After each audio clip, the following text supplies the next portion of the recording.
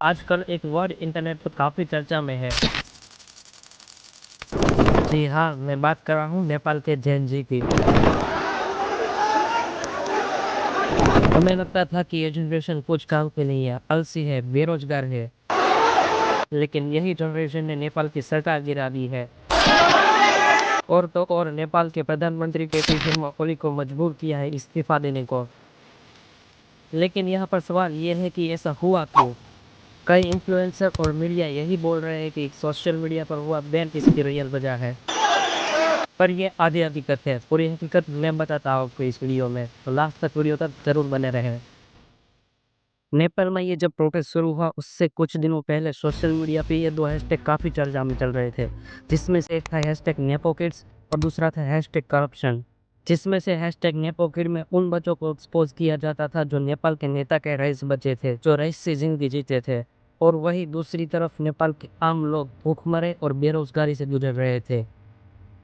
In hashtag nepo kid में कुछ आम नाम जो आपके सामने हम रखना चाहेंगे, जिसमें से पहला था सौगत थापा जो पूर्व कानून मंत्री का बेटा था। दूसरी थी बीना मगर जो पूर्व प्रधानमंत्री पुष्प कमल की बहू थी। तीसरा नाम था शिवना श्रेष्ठा जो पूर्व प्रधानमंत्री शेर बहादुर देवबा की बहू थी। चौथा और आखिरी नाम था श्रृंखला खातेवाड़ा जो पूर्व स्वास्थ्य मंत्री की बेटी थी। वही हैशटैग करप्शन में के.पी. शर्मा ओली के उन बातों को बताया जा रहा था जब उनके बर्थडे पर उन्होंने पैतृक गांव में एक केक काटने के लिए रातों रात 4 लाख रुपए खर्च करके एक हेलीपैड बनवाया था। इन 2 हैशटैग की वजह से वहां के सभी आम नागरिकों को उन नेता के सभी करप्शन की बात पता चल गई थी जिसे आज तक कोई नहीं जानता था। इन सभी बातों से घबरा के वहां की सरकार ने 1 सितंबर 2025 को सभी सोशल मीडिया ऐप्स को यह आदेश दिया कि 3 दिन में सभी सोशल मीडिया प्लेटफॉर्म को आधिकारिक पंजीकरण कराना होगा। इसका साफ मकसद यही था कि उन सभी सोशल मीडिया ऐप्स को सरकार अपने तरीके से चलाना चाहती थी।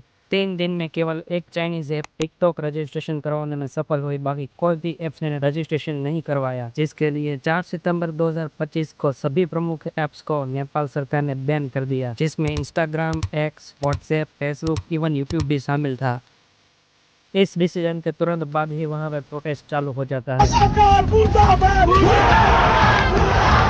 लेकिन बात तब हिंसक बनती है जब एक एनजीओ हामी नेपाल ने एक वीडियो वायरल किया जिसमें ये कहा गया था कि सरकार हम लोगों की आवाज़ को दबाना चाहती है और हम लोग इसका पूरी तरह से विरोध करेंगे और इस प्रोटेस्ट में हमें ओपोजिशन की भी मदद नहीं चाहिए क्योंकि आप लोग भी इस करप्शन का एक हिस्सा ही हो।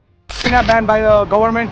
Extremely, it is against our freedom of speech, and they want to control us just like a dictator. इस वीडियो को देखने के बाद कई लोग प्रोटेस्ट के लिए सड़क पर उतर आए। देखते ही देखते ये प्रदर्शन इतना हिंसक बन जाता है कि सरकार पुलिस को शूट एंड साइट का ऑर्डर देती है, जिसका मतलब है कि अंधाधुंध गोलीबार।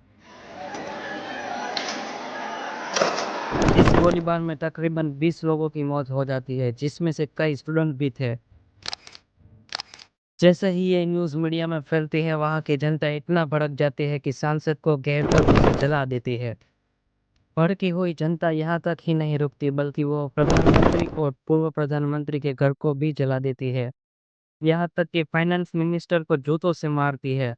लेकिन इसी हादसे में अनफॉर्चुनेटली पूर्व प्रधानमंत्री की पत्नी राज्य लक्ष्मी जिंदा ही जल जाती है। ये सब बात देखकर पीएम के.पी. शर्मा ओली को इस्तीफा देना पड़ता है और अपने हेलीकॉप्टर से भाग जाना पड़ता है। कई होटलें जला दी जाती है, कई दुकानों को लूटा जाता है, क्योंकि अब ये विरोध केवल सोशल मीडिया को लेकर नहीं था बल्कि भ्रष्टाचार और बेरोजगारी का था। और एक भ्रष्टाचारीको घरबाट एक रुपियाँ निकाल्छु दिन तान्छु ल्याउँछु देखाउँछु संसारले थाहा पाउँछ नेपाल कसरी परिवर्तन हुन्छ भनेर।